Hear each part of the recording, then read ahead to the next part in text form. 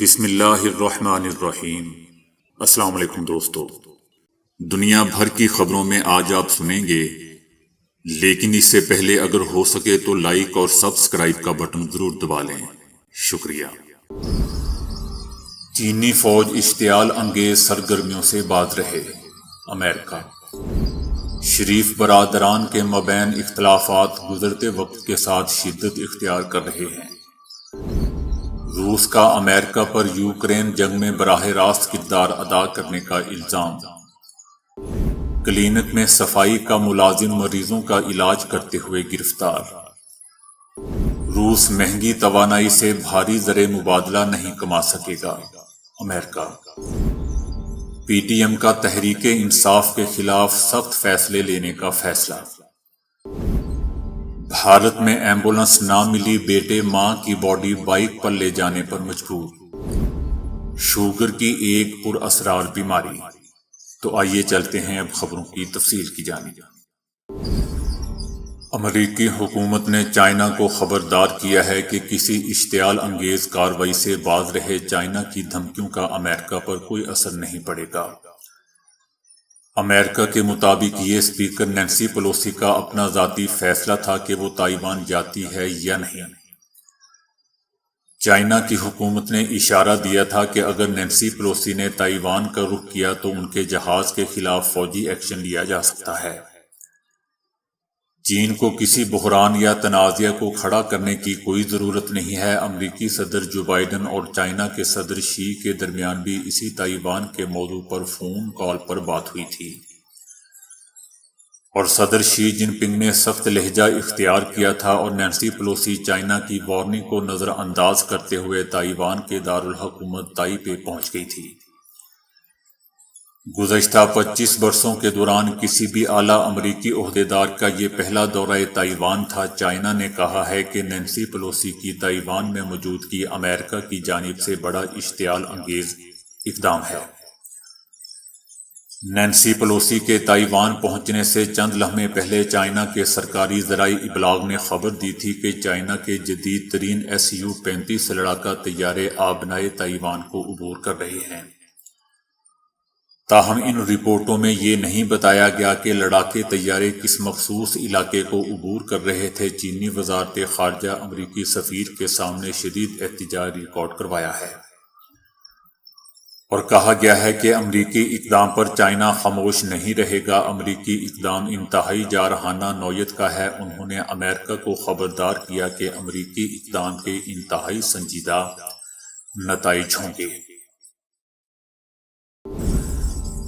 اگر P D M نئے انتخابات کرانے پر راضی ہوتی ہے تو اس صورتحال میں وزیر اعظم عمران خان کے جلسوں اور عوامی رد عمل میں پی ٹی آئی کا سیاسی پلڑا بھاری نظر آتا ہے، اور اگر شہباز شریف اینڈ کمپنی الیکشن میں تاخیر کرتی ہے تو مسائل میں گھری وفاقی حکومت کو بڑھتی ہوئی مہنگائی کو کنٹرول نہ کر کے مزید عوامی رد عمل کا سامنا کرنا پڑے گا۔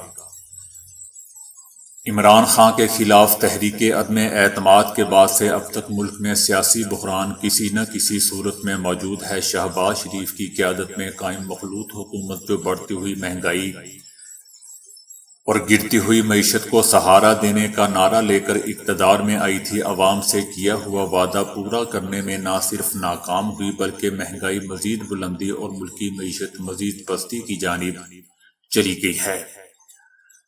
اس صورتحال کے نتیجے میں مخلوط حکومت، خاص طور پر مسلم لیگ نون کو پہلا جھٹکا پنجاب میں ہونے والے ضمنی الیکشن میں ناکامی، جبکہ دوسرا سپریم کورٹ کی جانب سے حمزہ شہباز وزارت اعلیٰ کے خلاف دیے جانے والے فیصلے کی صورت میں برداشت کرنا پڑا۔ اس صورتحال پر لندن میں بیٹھے مسلم لیگ نون کے خود ساختہ جلا وطن قائد میاں نواز شریف سیخ خواہ ہو گئے ہیں۔ وہاں ملاقاتیں اور اجلاس ہوئے ہیں، جس کے بعد نواز شریف یو ٹرن لیتے ہوئے یہ کہنے پر مجبور ہو گئے ہیں کہ میں ذاتی طور پر اس حق میں نہیں تھا کہ ہم موجودہ حالات میں حکومت سنبھالیں۔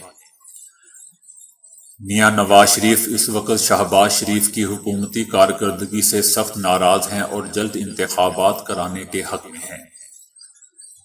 بڑے بھائی نے چھوٹے بھائی کو یہ واضح پیغام پہنچا دیا ہے کہ جتنی جلد ممکن ہو وہ نئے انتخابات کرانے کی تیاری کریں۔ دوسری جانب پی ڈی ایم کا بھی سربراہی اجلاس کے بعد یہ واضح موقف آ گیا ہے کہ موجودہ حکومت اپنی مدت پوری کرے گی اور عام انتخابات 2023 میں ہی اپنے مقررہ وقت پر ہوں گے۔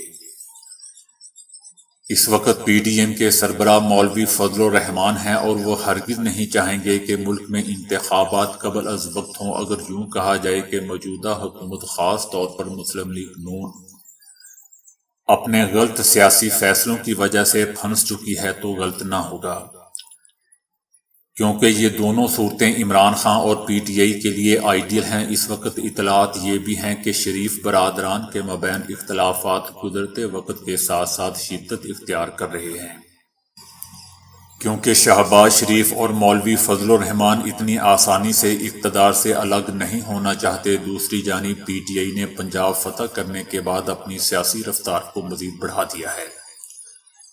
تحریک انصاف نے بی این پی، بی اے پی اور جماعت اسلامی سے رابطوں کا فیصلہ کیا ہے۔ دوستو، یاد رہے کہ بی اے پی اور عوامی نیشنل پارٹی کی حکومت کی جانب سے کیے گئے وعدے پورے نہ ہونے پر وفاقی حکومت سے علیحدگی کا فیصلہ کر چکی ہے۔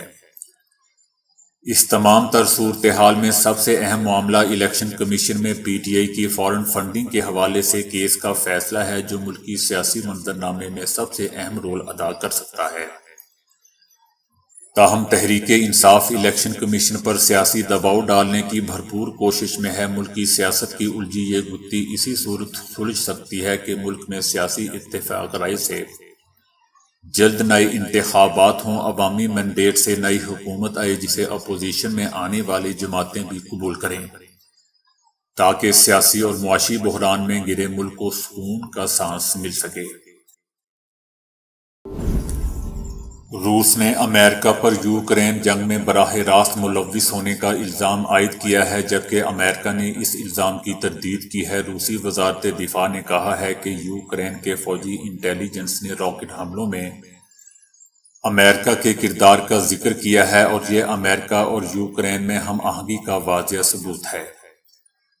سیٹلائٹ تصاویر اور امریکہ کی جانب سے فراہم کردہ حقیقی وقت کی معلومات کی بنیاد پر ہمارس راکٹ لانچ سسٹم کا استعمال کیا ہے۔ روسی فوج پر حملوں سے پہلے امریکی اور یوکرینی انٹیلی جنس افسروں کے درمیان مشاورت ہوئی تھی اور امریکہ کو ہدف کے انتخاب پر ویٹو اختیار حاصل تھا۔ تاہم امریکہ نے کہا ہے کہ امریکی حکام نے براہ راست نشانہ بنانے کی معلومات فراہم نہیں کی۔ روس کا کہنا ہے کہ وائٹ ہاؤس اور پینٹاگون کے بیانات کے باوجود امریکہ براہ راست اس تنازعہ میں ملوث ہے۔ امریکہ نے بار بار یہ بات زور دے کر کہی ہے کہ اس کا کردار صرف یوکرین کو ہتھیار مہیا کرنے تک محدود تھا اور وہ اس جنگ میں براہ راست ملوث نہیں ہونا چاہتا تھا۔ کویت میں ایک نجی طبی مرکز میں کام کرنے والا خاک روب ڈاکٹر کی خدمات سر انجام دیتے ہوئے پکڑا گیا۔ حکام نے مرکز کو سیل کر دیا۔ کویتی وزارت صحت کا کہنا ہے کہ ایک نجی طبی مرکز نے متعدد خلاف ورزیوں کا ارتکاب کیا۔ ایک صفائی کارکن جو بغیر لائسنس کے لیزر ڈیوائس چلاتے ہوئے پکڑا گیا، جس کی وجہ سے متعلقہ پرائیویٹ میڈیکل سینٹر کو سیل کر دیا گیا۔ ایک ڈاکٹر اور کچھ کارکنوں کو بغیر لائسنس کے کام کرنے پر گرفتار کیا گیا ہے۔ اس کے علاوہ میعاد ختم ہونے والی ادویات بھی ضبط کی گئی ہیں۔ گرفتار کیے گئے تمام افراد کو قانونی کارروائی کے لیے پبلک پروسیکیوشن اور میڈیکل متعلقہ اتھارٹی کے پاس بھیجا جائے گا۔ چھاپہ خلاف ورزیوں کے بارے میں رپورٹ موصول ہونے کے بعد مارا گیا تھا۔ G7 ممالک اور یورپی یونین نے کہا ہے کہ روس مہنگی توانائی سے بھاری زر مبادلہ کما رہا ہے اور ہم اس کے سدباب کے لیے تمام ترجیحات کا جائزہ لے رہے ہیں۔ ہم اس پہلو پر غور کر رہے ہیں کہ روس سے بحری راستے سے حاصل کیے جانے والے خام پیٹرول اور پیٹرول کی مصنوعات کو بین الاقوامی ساجھ داروں کے ساتھ مشاورت کے بعد اور مشترکہ فیصلے کے ساتھ مجوزہ قیمت پر یا اس قیمت سے سستا خریدا جائے۔ جب تک روس خام پیٹرول یا پیٹرول کی مصنوعات کو طے شدہ قیمت پر یا اس سے سستا فروخت کرنے پر راضی نہیں ہوتا، گلوبل سطح پر پیٹرول کی بحری رسل و ریسائل کرنے والی تمام خدمات کو جامع شکل میں ممنوع قرار دیا جائے۔ ہم نرم میکانزم پر بھی توجہ دیں گے تاکہ کمزور ترین اور سب سے زیادہ متاثرہ ممالک کی روس سمیت عالمی انرجی منڈیوں تک رسائی بلا تعطل شکل میں جاری رہ سکے۔ حکومتی اتحادی جماعتوں یعنی پی ڈی ایم نے پاکستان تحریک انصاف کے خلاف سیاسی اور قانونی محاذ پر سخت فیصلے لینے پر اتفاق کر لیا ہے۔ شہباز شریف کی صدارت میں منعقدہ اجلاس میں مولوی فضل الرحمان، آفتاب خان شیرپاؤ، بلاول زرداری، مریم اورنگزیب، احسن اقبال سمیت قائدین شریک ہوئے۔ اجلاس میں فضول سی قانونی کمیٹیاں تشکیل دی گئیں۔ پی ڈی ایم کا پی ٹی آئی کے خلاف سیاسی اور قانونی محاذ پر سخت فیصلے لینے پر اتفاق ہو گیا ہے۔ دوستو، یہ لوگ جتنے زیادہ سخت فیصلے لیتے ہیں وہ یا تو ان پر بھاری پڑتے ہیں یا پھر ملک پر۔ اب دیکھتے ہیں کہ یہ کون سا پٹاخہ چلاتے ہیں۔ قانونی کمیٹی نے فوری طور پر کام شروع کر دیا ہے۔ قانونی کمیٹی الیکشن کمیشن کے فیصلے کی روشنی میں پی ٹی آئی کے خلاف قانونی کارروائی تجویز کرے گی۔ الیکشن کمیشن کے فیصلے پر قانونی کمیٹی کی رائے کی روشنی میں کابینہ سے کارروائی کی منظوری لی جائے گی۔ پیپلز پارٹی کے مرکزی رہنما جو گندا نالہ کراس کرتے ہوئے نالے میں گر پڑتے ہیں، یعنی خورشید شاہ، ان کو پی ڈی ایم کی سیاسی کمیٹی کا سربراہ مقرر کیا گیا ہے۔ دیکھتے ہیں کہ وہ یہ گندا نالہ کراس کر پاتے ہیں یا نہیں۔ بھارتی ریاست مدھیہ پردیش میں انسانیت شرمسار ہوگی۔ ضلع شہڈول کے میڈیکل کالج کی لاپرواہی پر بیٹا ماں کی باڈی بائیک پر لے جانے پر مجبور ہو گیا۔ ریاست مدھیہ پردیش میں ایمبولینس نہ ملنے پر بیٹوں کی ماں کی باڈی کو بائیک پر لے جانے والی دل دہلا دینے والی تصاویر سامنے آئی ہیں، جس میں دکھایا گیا ہے کہ باڈی لے جانے والی گاڑی نہ ملنے پر خاتون کی باڈی بیٹے موٹر سائیکل پر باندھ کر لے جا رہے ہیں۔ اس واقعے کی تصاویر اور ویڈیو سوشل میڈیا پر وائرل ہو رہی ہیں۔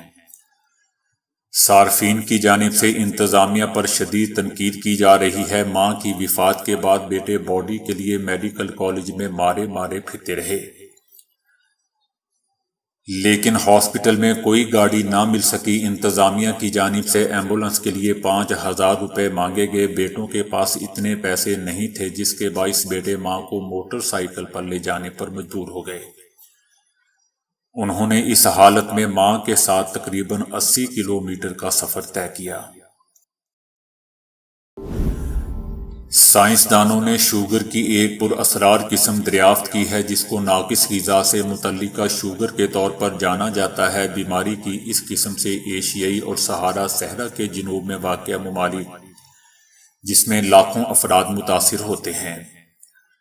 جنرل ڈائبٹیز کیئر میں شائع ہونے والی تحقیق کے مطابق لوبی ایم آئی ڈائبٹیز کے نام سے جانے جانے والی یہ بیماری عام طور پر پتلے اور غریب نوجوانوں کو متاثر کرتی ہے، جو بیماری کی تشخیص کے بعد بے مشکل 1 سال ہی زندہ رہ پاتے ہیں۔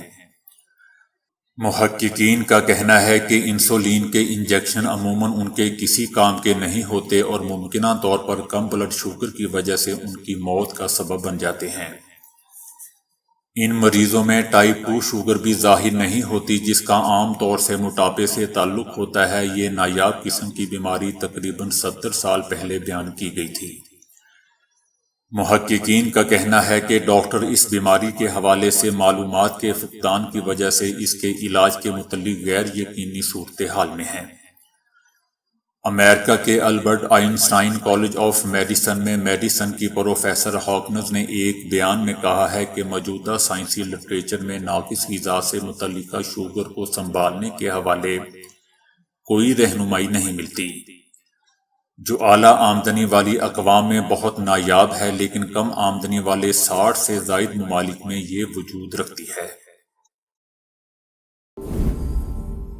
امریکی ریاست اوریگن میں درختوں کے جھنڈ میں چھپا ایک چیتا دیکھ کر لوگوں کی دوڑیں لگ گئی۔ درختوں کے جھنڈ میں چھپے بیٹھے اس چیتے کو دیکھ کر مقامی لوگوں کے ہوش اڑ گئے اور انہوں نے ریسکیو ورکرز کو اطلاع دی۔ ریسکیو ورکرز نے آ کر اس چیتے کو پکڑنے کے لیے انتظامات کیے، مگر جب وہ پوری تیاری کے ساتھ چیتے کے قریب پہنچے تو معلوم ہوا کہ وہ اصلی نہیں بلکہ کھلونا چیتا تھا۔ انتظامیہ کی طرف سے یہ واقعہ سوشل میڈیا پر بیان کیا گیا ہے، جو صارفین کے لیے ہنسی کا سامان بن رہا ہے۔ ٹویٹر اکاؤنٹ پر انتظامیہ کی طرف سے اس کھلونا چیتے کی تصویر پوسٹ کی گئی ہے اور لکھا گیا ہے کہ اطلاع خوفناک چیتے کی تھی، لیکن ریسکیو ورکرز کو وہاں سے یہ ملا۔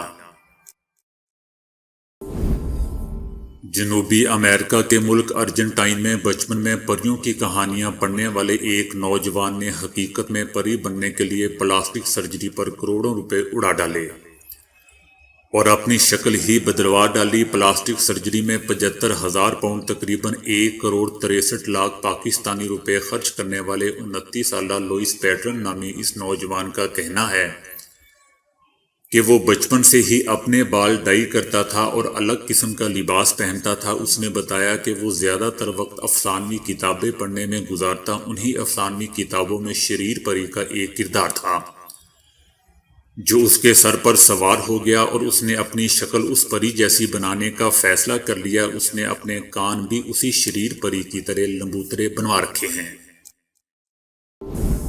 گزشتہ روز پوری دنیا میں بینائی کا عالمی دن منایا گیا تاکہ عوام میں بینائی اور امراض چشم سے متعلق آگاہی پیدا کی جا سکے اور اس سے متعلق حقائق کو سامنے لایا جا سکے۔ بینائی سے متعلق 80% بیماریاں قابل علاج ہیں، لیکن آنکھوں کے علاج کی مناسب سہولیات کے نہ ہونے اور عوام میں ان کی معلومات نہ ہونے کی وجہ سے بہت سے لوگ علاج نہیں کروا پاتے۔ نتیجتاً ان میں نابینا پن ایک مستقل معذوری کی شکل اختیار کر لیتا ہے۔ پوری دنیا میں اس وقت 2.2 ارب سے زیادہ افراد آنکھوں کی بیماریوں میں مبتلا ہیں۔ متاثرہ افراد میں سے 50% کا مرض قابل علاج ہے۔ اگر مناسب اقدامات نہ کیے گئے تو پوری دنیا میں نابینا افراد کی تعداد 2050 تک 11,50,00,000 کا حصہ عبور کر جائے گی، جو موجودہ تعداد کے مقابلے میں تقریباً 3 گنا ہوگی۔ خواتین میں موتیے کی بیماری کی شرح مردوں کی نسبت 63% زیادہ ہے۔ نابینا پن 75% تک قابل علاج ہے، بشرطے کہ اس کی بروقت تشخیص اور علاج کروا لیا جائے۔ چائنا کے صوبے ین آن کا گاؤں وینگ ڈنگ جل کر راکھ ہو گیا ہے۔ وینگ ڈنگ ملک کے آخری قبیلے وا کا مسکن ہونے اور اس قبیلے کی سادہ طرز زندگی کی وجہ سے مشہور تھا۔ گھر گھاس بھوس سے بنے ہونے کی وجہ سے آگ نے تیزی سے پھیل کر پورے گاؤں کو لپیٹ میں لے لیا، جس سے پورا گاؤں جل کر راکھ ہو گیا، لیکن کوئی جانی نقصان نہیں ہوا۔ دوستو، یاد رہے کہ شہری زندگی سے دور روایتی شکل کے گھروں پر مشتمل یہ گاؤں چائنا کے اہم سیاحتی مراکز میں سے ایک تھا۔ برطانیہ میں ایک آدمی کو عقاب کا پیچھا کرتے ہوئے ایسا خزانہ مل گیا کہ آن کی آن میں کروڑ پتی بن گیا۔ آدمی کھیتوں میں ایک عقاب کا پیچھا کر رہا تھا کہ اسے اتفاقاً ایک 2000 سال قدیم سونے کا سکہ نظر آ گیا۔ 6 گھنٹے کی تلاش میں اس آدمی کو اس جگہ سے مجموعی طور پر 1300 سونے کے سکے مل گئے، جن کی مجموعی مالیت 8,45,000 پاؤنڈ تقریباً 18 کروڑ روپے بنتی ہے۔ ماہرین کا کہنا ہے کہ یہ سکے 2000 سال قدیم ہے اور ایک برطانوی قبیلے کی ملکہ بودیکا کی ملکیت ہے۔ یہ وہ وقت تھا جب ملکہ بودیکا رومی سلطنت کے خلاف لڑائی لڑ رہی تھی۔ ماہرین کے مطابق ان میں سے ایک سکے کی قیمت 650 پاؤنڈ ہے۔ کورونا وبا دنیا میں بڑی تباہی پھیلا چکی ہے اور لاکھوں گھرانوں میں سوگ لا چکی ہے۔ گزشتہ دنوں ایک امریکی وکیل نے اپنی بیوی کو ایک خط لکھا اور ایسی باتیں کہیں کہ پڑھ کر شاید آپ کی آنکھیں نم ہو جائیں۔ وہ وکیل، جس کا نام بیلی ہے، اپنی بیوی کو لکھتا ہے کہ میں تمہیں بتانا چاہتا ہوں کہ میں اپنی زندگی کے لیے بہت سخت لڑائی لڑ رہا ہوں۔ میں یہ سب تمہارے لیے کر رہا ہوں تاکہ تمہیں ایک بار پھر دیکھ سکوں۔ تم میری زندگی میں اہم ترین فرد ہو اور میں ہاسپٹل کے بستر پر پڑا تمہیں ہر وقت یاد کرتا ہوں۔ میں جانتا ہوں کہ میں اتنا پرفیکٹ نہیں بن سکا جتنا میں بننا چاہتا تھا۔ تم میرے لیے ہمیشہ پرفیکٹ بیوی ثابت ہوئی، حتیٰ کہ اس وقت بھی جب میں تم پر غصے ہوتا تھا اور تمہیں غلط کہتا تھا، حالانکہ 99% میں ہی غلط ہوتا تھا اور تم ٹھیک ہوتی تھی۔ اگر میں اس بیماری سے لڑائی جیت گیا تو میں وعدہ کرتا ہوں کہ پہلے سے بہتر آدمی اور شوہر بنوں گا۔ اگر مجھے دوسرا موقع ملا تو میں ایسا آدمی بنوں گا جس کی تم ہمیشہ سے مستحق رہی ہو۔ تاہم اگر میں یہ لڑائی ہار گیا تو اس صورت میں تمہیں بتانا چاہتا ہوں کہ میں نے تمہارے ساتھ بہت اچھی زندگی گزاری ہے، ایسی زندگی کہ دنیا کی کوئی نعمت اس کا نعم البدل نہیں ہو سکتی۔ ہم نے ایک ساتھ بہت اچھا وقت گزارا، میں تم سے بہت محبت کرتا ہوں اور تم مجھے شدت سے یاد آتی ہو۔ میں اپنی لڑائی جاری رکھوں گا، لیکن دوستو میں بتاتا جاؤں کہ اس آدمی کی موت 13 دسمبر کو ہو چکی ہے۔ تو دوستو ابھی کے لیے اتنا ہی۔ ویڈیو کو لائک اور شیئر کرنے کا بہت بہت شکریہ۔